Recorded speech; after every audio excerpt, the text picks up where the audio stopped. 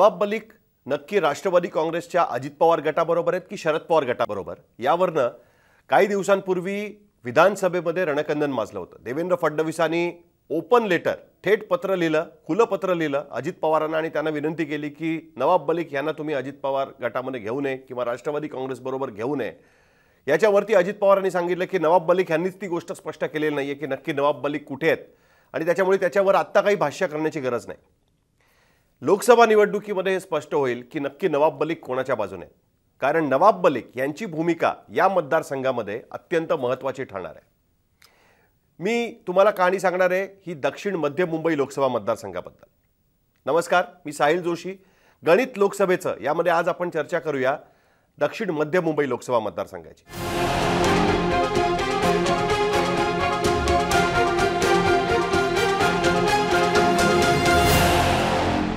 हा मतदारसंघ पूर्णपणे बदलून गेलाय। 2009 पूर्वी हा मतदारसंघ पूर्णपणे वेगळा होता। 2009 नंतर हा मतदारसंघ पूर्णपणे बदललाय। मुंबईतले दोन ट्विन मतदारसंघ ओळखले जातात, नॉर्थ सेंट्रल आणि साऊथ सेंट्रल, म्हणजे उत्तर मध्य आणि दक्षिण मध्य। या दोन मतदारसंघामध्ये नाव पण बदललंय, नवीन भाग त्याच्यामध्ये आलेले आहेत आणि आधीचे जे भाग या मतदारसंघाच्या नावाने होते ते भाग आता वेगळ्या मतदारसंघामध्ये गेलेले आहेत। म्हणजे डिलिमिटेशन नंतर सगळा फरक पडलेला आहे। पण साधारण कल्पना द्यायची तर दक्षिण मध्य मुंबई हा जो मतदारसंघ आहे हा शिवसेनेचा गड मानला जायचा। दक्षिण मध्य मुंबई लोकसभा मतदारसंघामध्ये दादर माहीम सारखा उच्चभ्रू भाग येतो, शिवाजी पार्क सारखा भाग येतो की जिथे मराठी भाषी मोठ्या प्रमाणात आहेत। त्याचबरोबर याच मतदारसंघामध्ये धारावी सारखी आशियातली सगळ्यात मोठी झोपडपट्टी येते की जिथे काँग्रेस अत्यंत ताकदवान आहे। आणि त्याचबरोबर चेंबूर, अणुशक्तीनगर हे भाग सुद्धा या मतदारसंघामध्ये येतात आणि त्यातल्या अणुशक्तीनगर या विधानसभा मतदारसंघाचं प्रतिनिधित्व करतात नवाब मलिक। नवाब मलिक या अणुशक्तीनगर या विधानसभा मतदारसंघामध्ये 2014 मध्ये फार थोड्या फरकाने हरले, पण 19 मध्ये त्यांनी मात्र या मतदारसंघात विजय मिळवला। त्यामुळे जर बलाबलाचा विचार केला तर आपल्याला लक्षात येईल की नवाब मलिक ज्यांच्याबद्दल अजूनही क्लॅरिटी नाही आहे की ते नक्की कोणाबरोबर आहेत, म्हणजे छुप्या पद्धतीने अजित पवारांबरोबर आहेत की उघड पद्धतीने अजित पवारांबरोबर आहेत, त्यांचा मतदारसंघ इकडे येतो, ते कुठे आहेत ते माहीत नाही। चेंबूर मतदारसंघ आहे जो शिवसेना तिकडचे जे आमदार आहेत फातर्फेकर हे उद्धव ठाकरेंबरोबर राहिलेले आहेत। धारावी मतदारसंघ स्वतः वर्षा गायकवाड तिकडनं निवडून येतात। काही दिवसांपूर्वी वर्षा गायकवाड आणि म्हणजे काँग्रेस आणि शिवसेना उद्धव बाळासाहेब ठाकरे गटाने धारावीचं जे रिडेव्हलपमेंट होणार आहे, अडानीला ग्रुपला ते रिडेव्हलपमेंट करण्याची संधी मिळते, त्याच्या विरोधात मोर्चा जो काढलेला होता त्याचं नेतृत्व हे उद्धव ठाकरेंनी केलेलं होतं, तो मतदारसंघ तिकडे येतो।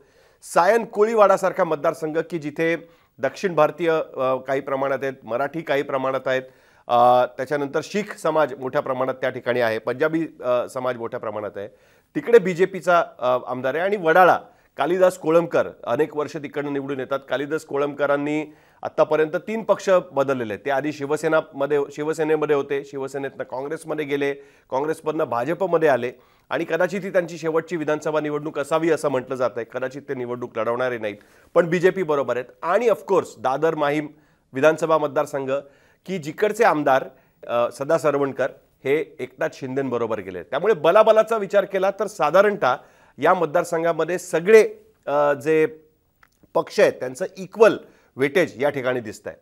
अशा परिस्थितीमध्ये इकडे शिवसेनेला उमेदवार शोधणं फार कठीण गेलं होतं, कारण या मतदारसंघामध्ये राहुल शेवाळे जे नगरसेवक होते त्यांना 2014 मध्ये लोकसभेची उमेदवारी दिली गेली।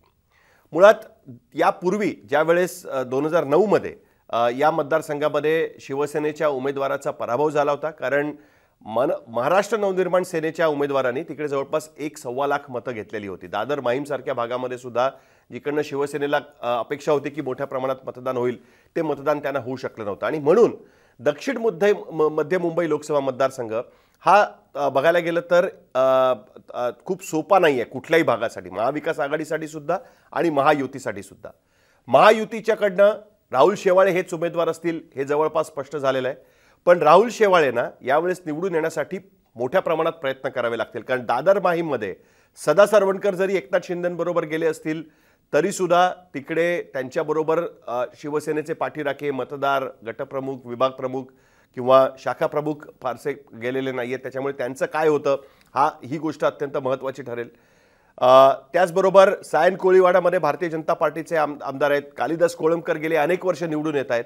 याही ठिकाणी भारतीय जनता पार्टीचं प्रभुत्व मोठ्या प्रमाणात आहे, त्याच्यामुळे त्याचा फायदा राहुल शेवाळेंना मिळू शकेल. पण दुसऱ्या बाजूला धारावीसारखा मतदारसंघ की जिथे काँग्रेस निर्विवादपणे अनेक निवडणुका निवडून येते. 1995ची विधानसभा निवडणूक सोडली तर जवळपास प्रत्येक निवडणूक काँग्रेसने आरामात त्या ठिकाणी जिंकलेली आहे. वर्षा गायकवाड मुंबई काँग्रेसच्या अध्यक्षा त्या मतदारसंघाचं रिप्रेझेंटेशन करतात आणि तिथे एक जन आंदोलन उभं करण्याचा प्रयत्न काँग्रेस आणि शिवसेनेकडनं सुरू आहे. त्यामुळे धारावीसारखा भाग ज्याचा फायदा उद्धव ठाकरे गटाला मिळू शकतो तो तिकडनं येतोय. आणि त्याच्यामुळे जर आपण बघितलं तर शेवटी मदार होते ती अणुशक्ती नगरवरती. नवाब मलिक या निवडणुकीमध्ये कोणाच्या पाठीशी उभे राहतात, कोणाला सपोर्ट करतात, त्यांचे कार्यकर्ते कोणाबरोबर उभे राहतात, यावरनं ठरणार आहे की राहुल शेवाळे निवडून येतील की महाविकास आघाडी निवडून येईल. शिवसेना आणि काँग्रेस दोघांनीही या मतदारसंघावरती दावा ठेवलेला आहे. काँग्रेसचं म्हणणं आहे की एकनाथ गायकवाड या मतदारसंघाला निवडून आलेले आहेत 2009 मध्ये. 2014 मध्ये एकनाथ गायकवाड यांचा राहुल शेवाळे यांनी पराभव केला, पण त्यावेळेस शिवसेना भारतीय जनता पार्टी युती होती. अशा परिस्थितीमध्ये राहुल शेवाळे एकनाथ शिंदेंबरोबर गेलेले आहेत, तर मग हा मतदारसंघ काँग्रेससाठी सोडण्यात यावा अशी मागणी काँग्रेसकडनं केली जाते. उद्धव ठाकरे गटाकडे 2014 मध्ये सुद्धा उमेदवार नव्हता, त्याच्यामुळेच नगरसेवक असलेल्या राहुल शेवाळेंना थेट लोकसभेची निवडणूक त्यावेळेस लढवली गेली होती.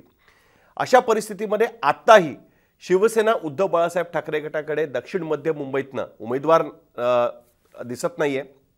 अशा परिस्थितीत काँग्रेसला हा मतदारसंघ सोडला जातो का? कारण काँग्रेसची मागणी आहे की कमीत कमी 3 मतदारसंघ मुंबईमध्ये आम्हाला मिळाले पाहिजेत. त्याच्यामुळे दक्षिण मध्य मुंबईची लढाई ही अत्यंत महत्त्वाची ठरणार आहे. आणि कोण उमेदवार राहुल शेवाळे यांच्यासमोर उभा राहतो, नवाब मलिक कोणाला मतदान करतात, कोणाच्या बाजूने उभे राहतात, कोणाच्या पाठीशी उभे राहतात, यावरही या मतदारसंघाचं गणित हे ठरणार आहे. या मतदारसंघाची कहाणी इंटरेस्टिंग अशा करताय की एकेकाळी यातला एक फार मोठा भाग हा उत्तर मध्य या लोकसभा मतदारसंघामध्ये यायचा. उत्तर मध्य लोकसभा मतदारसंघामध्ये मनोहर जोशी हे शिवसेनेचे उमेदवार होते आणि त्यावेळेस नवाब मलिक यांनी चॅलेंज घेतलं होतं की मनोहर जोशींचा पराभव करून दाखवेन. 2004च्या लोकसभा निवडणुकीमध्ये एकनाथ गायकवाड जे धारावीचे त्यावेळेचे आमदार होते त्यांना काँग्रेसने तिकीट दिलं होतं. काँग्रेस एनसीपीचे उमेदवार म्हणून ते उभे होते. आणि नवाब मलिक यांचा कुर्ला मतदारसंघाचा खूप मोठा भाग या मतदारसंघामध्ये म्हणजे आत्ताचा दक्षिण मध्य मुंबई आणि त्यावेळचा उत्तर मध्य मुंबई याच्यामध्ये येत होता. नवाब मलिक यांनी एकनाथ गायकवाड यांच्याबरोबर पूर्ण प्रयत्न करून जवळपास 12 ते 15 हजार मतांनी का होईना पण मनोहर जोशी यांचा पराभव केला. मनोहर जोशी लोकसभेचे अध्यक्ष होते त्यावेळेस आणि त्याच्यामुळे मनोहर जोशींचा पराभव ही एक मोठी बातमी त्यावेळेस ठरलेली होती. एक मोठा धक्का हा एनडीएसाठी होता. मुंबईसारख्या शहरामध्ये दादर माहीम ज्या मतदारसंघामध्ये येतो तिथे शिवसेनेच्या उमेदवाराचा पराभव होणं ही एक मोठी गोष्ट त्यावेळेस घडलेली होती. याच मतदारसंघाबरोबर अनेक कहाण्या जोडल्या गेलेल्या आहेत ज्याचं नाव आता उत्तर मध्य मुंबई झालेलं आहे. याच मतदारसंघामध्ये डॉक्टर बाबासाहेब आंबेडकरांचा पराभव झालेला होता. अर्थात दक्षिण मध्य मुंबई हा थोडा मोठा मतदारसंघ होता त्यावेळेस. त्याचं नाव त्यावेळेस उत्तर मध्य मुंबई असं नाव ठेवण्यात आलेलं होतं. पण बाबासाहेब आंबेडकरांनी पहिली निवडणूक लढवली आणि त्याच्यामध्ये बाबासाहेब आंबेडकरांचा काँग्रेसच्या उमेदवाराने पराभव केलेला होता. याच मतदारसंघामधनं रामदास आठवले निवडून गेलेले आहेत. विद्याधर गोखले जे लोकसत्ताचे संपादक होते तेही याच मतदारसंघात निवडून गेलेत. अर्थात त्याही वेळेस या मतदारसंघाचं नाव वेगळं होतं, डिलिमिटेशन नंतर नावं बदललेली आहेत. पण या पट्ट्यामध्ये जर आपण बघितलं तर मोठे मोठे लोक खासदार झालेले आहेत, मोठ्या मोठ्या लढाया झालेल्या आहेत. यावेळची लढाई इंटरेस्टिंग अशा करता असणार आहे कारण उमेदवार कोण महाविकास आघाडीकडे कोणाकडे उमेदवारी जाते आणि सगळ्यात महत्त्वाचं नवाब मलिक कोणाला पाठिंबा देतात हा मुद्दा अत्यंत महत्त्वाचा ठरणार आहे. हा व्हिडिओ तुम्हाला कसा वाटला हे तुम्ही कमेंट बॉक्समध्ये लिहून टाकू शकता. आणि मुंबई तकचं यूट्यूब चॅनल तुम्ही सबस्क्राईब केलं नसेल तर सबस्क्राईब करा. बेल आयकॉनवर क्लिक केलं तर आमचे अपडेट्स तुम्हाला मिळू शकतात. बघत राहा मुंबई तक.